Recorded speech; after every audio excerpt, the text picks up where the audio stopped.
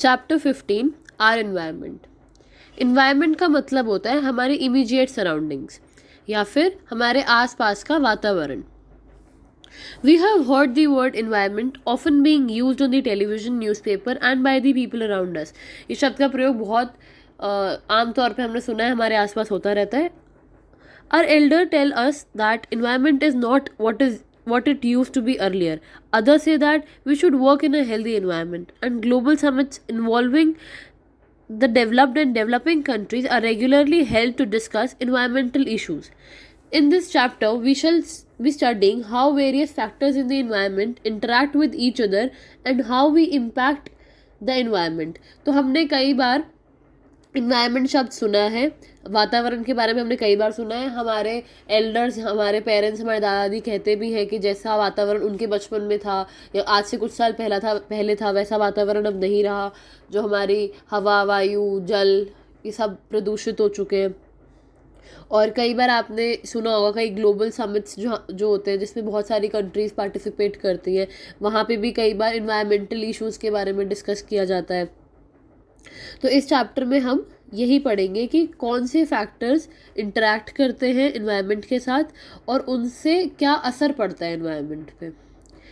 In class 9th, we saw how different materials are cycled in the environment in separate biogeochemical cycles.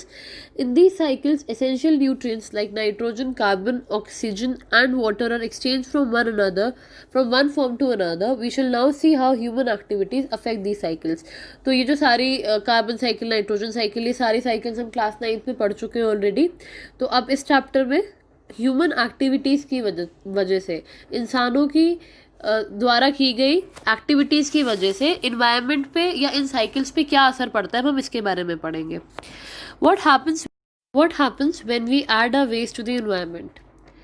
तो ये यहाँ पे question पूछा गया है कि जब हम अपना जो वेस्ट होता है, जो कचरा होता है, जब हम उसे इन्वायरमेंट में डालते हैं तो उसका क्या इम्पैक्ट होता है। तो पहले हम ये जान लेते हैं कि वेस्ट कितने तरीके के होते हैं। वेस्ट की क्लासिफिकेशन जब की जाती है तो उसमें दो कैटेगरीज आती है, एक होता है बायोडिग्रेडेबल वेस्ट और एक होता है non biodegradable waste. Biodegradable waste का मतलब वो होता है जिसे हमारे माइक्रो ऑर्गेनिजम्स अपने एंजाइमेटिक रिएक्शंस के थ्रू कन्वर्ट कर सकते हैं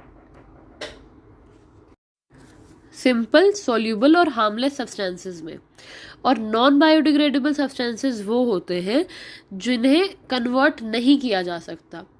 बायोडिग्रेडेबल जो हमारे सब्सटेंसेस होते हैं वो हम माइक्रो ऑर्गेनिजम्स की मदद से वो सड़ गल जाएंगे, वो मिट्टी में मिल जाएंगे। पर जो हमारे नॉन बायोडिग्रेडेबल सब्सटेंसेस होते हैं वह कई सालों तक मिट्टी में जैसे दफन किए जाते हैं वैसे ही कि वैसे रहते हैं, वो कन्वर्ट नहीं होते या उनका कन्वर्जन बहुत स्लो होता है। बायोडिग्रेडेबल वेस्ट के आपके एग्जांपल्स होते हैं जैसे सब्जियों के छिलके, फलों के छिलके, एनिमल्स का वेस्ट, प्लांट्स का वेस्ट, पेपर। और जो हमारे नॉन बायोडिग्रेडेबल वेस्ट होते हैं उनके एग्जांपल होते हैं प्लास्टिक, ग्लास और इस टाइप की जो चीज़ें होती हैं जो मिट्टी में गलती नहीं है। तो अब हम इसके बारे में पढ़ लेते हैं। In our daily activities we generate a lot of material that are thrown away. जब हम अपनी डेली एक्टिविटीज़ करते हैं तो उसमें बहुत सारी चीज़ें जो बनती हैं वो वेस्ट होती हैं, उनका कोई नीड नहीं होती। What are some of these waste materials? What happens after we throw them away? तो कॉमन वेस्ट मटेरियल्स क्या होते हैं, जैसे जब हम खाना पका रहे हैं तो हम सब्जियों को छीलते हैं तो सब्जियों के छिलके हो गए, जब हम फल खा रहे हैं तो फलों के छिलके हो गए, या अगर हमने कुछ लिखा और हमसे गलत हो गया, या हमारी पुरानी कॉपियाँ, तो ये सारा हमारे लिए वेस्ट है। और जब हम इन्हें फेंक देते हैं तो उसका क्या होता है। Let us perform an activity to find out these answers. Collect waste material from your homes. This could include all the waste generated during a day like kitchen waste, vegetable peels, used tea leaves, milk packets and empty cartons, waste paper, empty medicine bottle strips, bubble packs, old and torn clothes and broken footwear. तो मतलब हमें अपने घर से सारा जो कूड़ा कचरा है वो इकट्ठा करना है। उसमें कुछ भी हो सकता है, हमारे किचन का वेस्ट हो सकता है, हमारे सब्जियों के छिलके हो सकते हैं, पत्ती, चाय पत्ती हो सकती है, हमारे दूध के डब्बे हो सकते हैं, मेडिसिन की बॉटल हो सकती है, पुराने कपड़े हो सकते हैं, कुछ भी हो सकता है। इन सबको मिट्टी में गड्ढा खोद के उसमें बरी कर देना है और उसके ऊपर 15 सेंटीमीटर तक हमें मिट्टी डाल देनी है, या फिर एक पुरानी बाल्टी लेकर जो थोड़ी जो जो जो हमारी यूज़ ना होती हो उसमें हमें इन सबको डाल के ऊपर से मिट्टी से ढक देना है।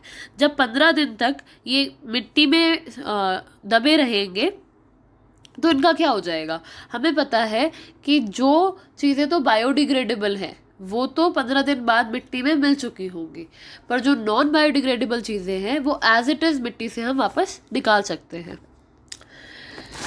We have seen in the chapter on life processes that the food we eat is digested by various enzymes in our body. Have you wondered why the same enzyme does not break down everything we eat? Enzymes are specific in their action. Specific enzymes are needed for the breakdown of a particular substance. तो यहाँ पे हमें अभी हमने जो chapter पढ़ा था life processes, उसमें हमने पढ़ा था कि खाने के डिफरेंट पदार्थों को डाइजेस्ट करने के लिए हमें डिफरेंट एंजाइम्स की ज़रूरत होती है। तो इसमें हमसे ये पूछ रहे हैं कि एक ही एंजाइम से हम सारे जैसे कार्बोहाइड्रेट्स, प्रोटीन्स, फैट सबको हम एक ही एंजाइम से क्यों नहीं डाइजेस्ट कर पाते।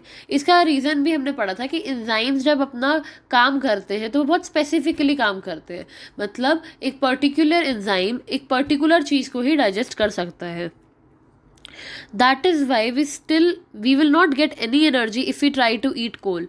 तो इसीलिए अगर हम कोल खा लें, मतलब कोयला उठा के खा लें, तो उससे हमें एनर्जी नहीं मिलेगी। एनर्जी तो हमें आलू खाने से, सब्जियां खाने से, फल खाने से ही मिलेगी। Because of this many human made materials like plastics will not be broken down by the action of bacteria or other saprophytes। तो इसीलिए जितनी भी कोशिश कर ली जाए पर्टिकुलर एंजाइम्स ही चाहिए पड़ेंगे किसी पर्टिकुलर चीज़ को तोड़ने के लिए। तो जो हमारी मैन मेड चीज़ें होती हैं जैसे प्लास्टिक हो गया, ग्लास हो गया, इसे तोड़ने के लिए किसी भी बैक्टीरिया के पास पर्टिकुलर सेट ऑफ एंजाइम्स नहीं है, या फिर किसी भी सेप्रोफिटिक ऑर्गेनिज्म के पास पर्टिकुलर एंजाइम्स नहीं है। These materials will be acted upon by physical processes like heat and pressure, but under the ambient conditions found in our environment, these persist for a long time। तो इसका क्या ये मतलब हुआ कि हम इन्हें कभी तोड़ मोड़ सकते ही नहीं है।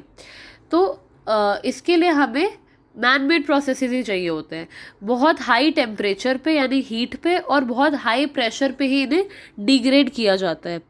बट नेचुरल कंडीशंस में, एम्बियंट कंडीशंस में, हमारे एनवायरनमेंट में ये मैकेनिज्म पॉसिबल नहीं है। Substances that are broken down by biological processes are said to be biodegradable। तो हमारे biodegradable substances क्या हुए, वो substances जो biological process से ही तोड़े मरोड़े जा सकते हैं उन्हें हम कहते हैं biodegradable substances। Substances that are not broken down in this manner are said to be non biodegradable। और जो बायोलॉजिकल प्रोसेसेस के थ्रू हम नहीं तोड़ मरोड़ सकते उनको हम नॉन बायोडिग्रेडेबल बोल देंगे। These substances may be inert and simply persist in the environment for a long time or may harm the various members of the ecosystem। तो जो ऐसे सब्सटेंसेस होते हैं जो बायोलॉजिकल प्रोसेस के थ्रू कन्वर्ट नहीं किए जा सकते वे बहुत समय तक हमारे इन्वायरमेंट में ही पड़े रहेंगे, और जब वो इन्वायरमेंट में इतने समय तक पड़े रहेंगे तो वो हमारे इकोसिस्टम को हार्म करते हैं। तो अब हम समझ लेते हैं कि इकोसिस्टम होता क्या है।